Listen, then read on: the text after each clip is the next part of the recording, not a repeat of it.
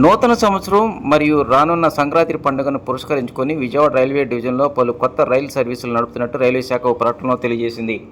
రేపు రాత్రి విజయవాడ నుంచి కాకినాడ, వికారాబాద్, అదేవిధంగా జనవరి 9, 11 తేదీల్లో వికారాబాదు, పార్వతీపురం.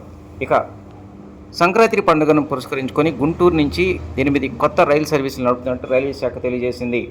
వాటిలో కీలకమైనటువంటి Visakha to Challapalli special train జనవరి 10, 12, 17, 19 తేదీల్లో, అదేవిధంగా చర్లపల్లి నుంచి విశాఖపట్నానికి జనవరి 11, 13, 18 తేదీల్లో ప్రత్యేక రైలు నడుపుతున్నట్టు రైల్వే శాఖ తెలియజేసింది.